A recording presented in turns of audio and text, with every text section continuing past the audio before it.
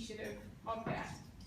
Now, I don't normally, actually this is the first time ever that I'm standing up giving a speech asking people for their money. As a banker, usually other people are asking me. So I'm much more comfortable in that conversation, but I'm going to give it a go and you can give me tips at the end. And I thought I'd start by talking about why I'm so connected to JCA and why I've decided to give my money to JCA, but also my time and energy. And I thought I'd start with my time in the US. So I spent 10 years in Silicon Valley, in Palo Alto, and that's a community that has no Jewish infrastructure. I wanted to go to a shul there, and the shul was in the basement of a building, and that was about it. There was a Chabad there, and that was all that I could find. And I still wanted to give back to the community. It's something, I don't know, maybe that's the way that I was raised. I always felt an obligation to get involved. And my observation there is that the not-for-profit sector was incredibly fragmented. Lots of different organizations, all trying to tackle similar causes, but in slightly different ways. And they saw the other people in their sector trying to tackle that cause as their competition, who they fundraise against. So if there were 3 charities all trying to deal with sort of single-parent working environments, they saw one another as the enemy. And the charities who got the most money were not necessarily the ones who had the best ideas how to deal with this cause, but they were the ones who had the best fundraisers. And I thought that this was incredibly unfair and inefficient. And then when I moved to Australia, I found that the community here was completely different from that. And actually who pointed out to me was someone I met who's from the Lebanese community.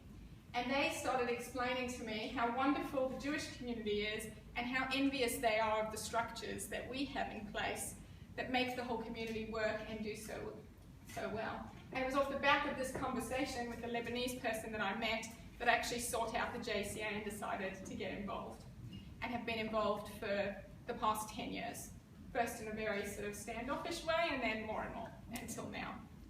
So I thought I'd talk a little bit about why would somebody be envious of what we've created with the JCA, and what are the advantages? Because we have a model where the JCA does fundraising and planning on behalf of 22 organisations in the community.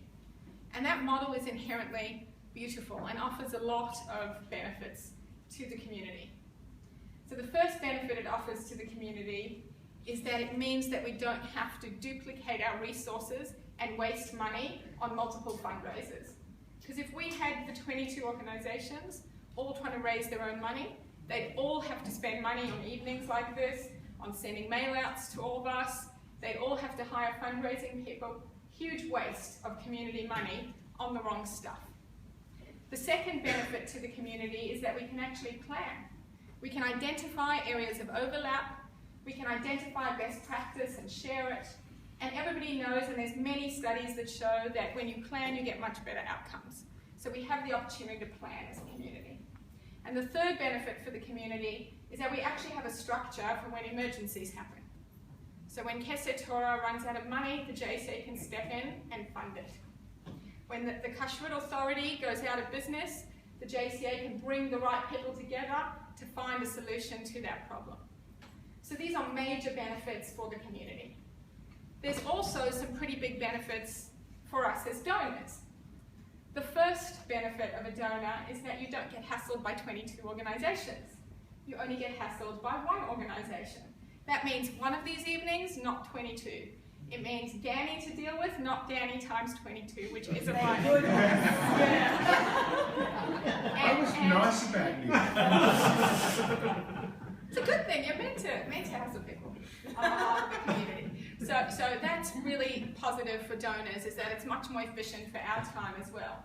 The other great thing for donors is that there's much more accountability and transparency from the organisations you're donating to. Because the structure that JCA uses to allocate money to the different constituent organisations involves them having to come and present all their information about how efficiently and effectively they are running their organisation, and therefore how much money they're in need of. And there's a real accountability there that's tested by our allocations committee, which is made up essentially of 3 wise men and women, who are well known in the community and very qualified to delve into the details of each one of these organisations and make sure that they're using our collective money wisely. And they can also make decisions between all the causes that might be there, which are the ones that have the most need, which are the ones who need to be put in touch with other organisations, etc. They can really make sure that the organisations are accountable and we're getting the most community impact for every dollar that we donate. So two major benefits for our donors. And then for the constituent organisations, there's a huge benefit in that they get to focus on what they're good at and passionate about, which is helping the community in the way that they do. And they don't need to suddenly turn themselves into fundraisers and entertainers to try and get money. So much, much more focus for those organisations on their core mission. So it's a win-win-win situation to donate to JCA, to the general pool. Everybody wins, the community, the donors, and the constituents. But as you started hearing from Danny earlier, even though we have such a beautiful model, it's not all coming together in the way that you would think. So our 7,000 donors have shrunk to 4,600. The average age of our donors has gone up by 10 years over the last 10 years and is 64. That's not sort of adjusted for how much they give, by the way. That is the actual average age of our donors. In our age group, 35 to 49, that covers almost everybody, but in the 35 to 49 age group, there are only 650 families who give anything to JCA out of the 9,000 people in the community in that age group. So, doesn't bode well. Oh, and also what Danny mentioned is we haven't raised any more money over the last 10 years. The pool has stayed the same size for 10 years. That makes it very hard for the constituent organisations who face rising pressures of costs, inflation, etc., and who rely on the money that we collect from scratch every year to cover their operating costs. So this does not bode well for the community. So I spent time thinking about why is this? What are the reasons that have led to this diminished engagement and the lack of increase in the fundraising for JCA despite the wonderful model? And I've come up with a few. I'm sure you'll have some of your own as well, and I'd love to hear them. And before I go into them, I don't want anyone to feel like I'm accusing them. A lot of these reasons apply to me as well, but here are some of them. One reason is that people have lost touch with the underlying causes of the constituents who JCA supports. The JCA brand, in a sense, has become too powerful, and it's an intellectual organisation sitting above all these needs. And so people don't actually connect the money they give with a tangible, great outcome that comes from that money. And I'll give a few more examples of that later on to make sure the connection is clear. Another reason is that we take a lot of the community infrastructure for granted. Many of us, some of us have immigrated here, and so these institutions that we think of as strong and invincible feel like they're going to be here forever. And they were literally granted to us by a previous generation. So we look around and we think that CSG, we didn't have to build a security organisation. We didn't have to build a museum to showcase what happened in the Holocaust and educate kids who come through from other backgrounds who don't know about it.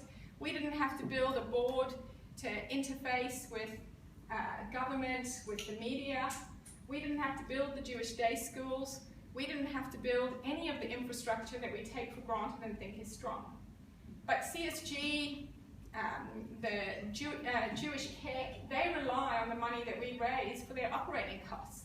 If our base crumbles, these organisations are not strong and invincible and going to last forever.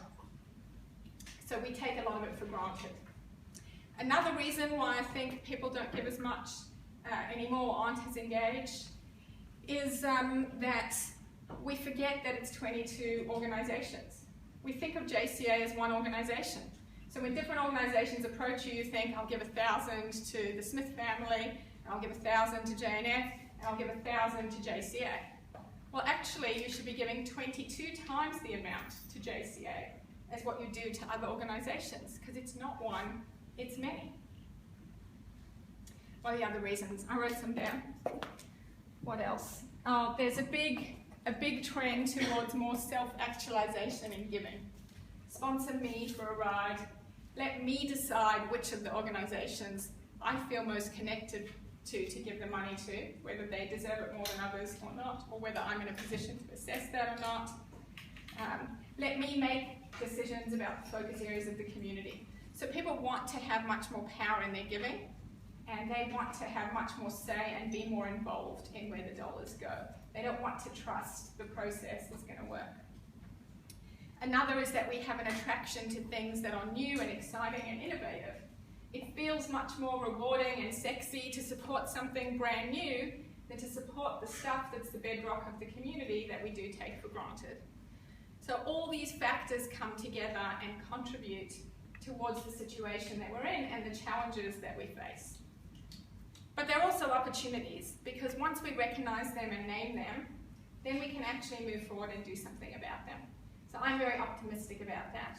One of the other reasons, and I'm speaking for myself, but there's probably a few other people in the room, is that maybe we don't think of ourselves as the adult generation yet.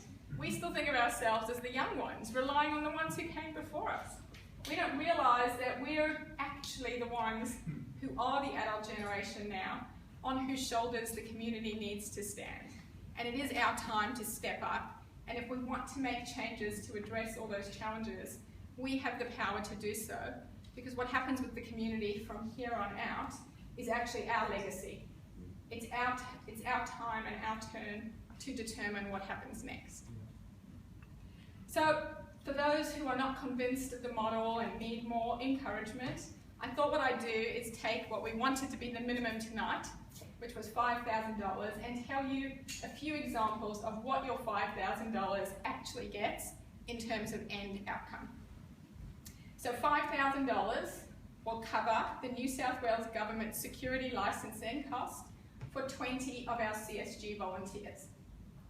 Or your $5,000 will provide a Jewish education to 18 children attending a public primary school, of which there are over 2,000. Or it will allow Jewish care to support 2 individuals with mental health needs through personalised counselling, financial and home support. Or it will let 3 special needs children attend Camp Sababa and give their family much needed respite care. $5,000 will not even cover the cost of one child who has special needs attending the mainstream Jewish day school program. It will provide 1.5 families with a year of family support from Jewish Care to assist them with basics like groceries and rent subsidy. It will ensure that 25 Maccabi staff and volunteers have the necessary first aid training and child member protections and child protections. It will pay for 3 months of the Berger Centre's Dementia Support Program, which provides respite to families who are struggling with Alzheimer's. And it will keep the doors of the Sydney Jewish Museum open for 2 days. And in those 2 days, allow 100 non-Jewish school kids the life-changing experience of learning about our history firsthand from a survivor. So I'm sure you can agree that if all of them approached you individually to support those causes, that every single one of them is worth $5,000. And those are just the ones I listed. I only listed 9, and I could have done more than double that number. So what are we asking tonight? I guess we're asking for you to contribute, to think about your contribution, not just in terms of the general pool, which is really worthy, but also to think about what we want to do. How ambitious are we for this community? What do you want to get involved in? What ideas do you have? If you don't want to give to the general pool and you want to give to a specific organisation or a specific project, that's great. Write it on your card, we'll make it happen. So you can do whatever you want as long as you get involved. And we're doing so many innovative things, and I know so many of you are contributing to that. We have an innovation working group, we have the Gen-Gage working group, we have one on new fundraising models. We really want your intellect to come together and think about the future of the community. So we'll accept all of your money and all of your time, and I hope that you have enjoyed listening to all these challenges and don't see them as a negative, but rather an opportunity for us to really change our fate. So thanks for listening.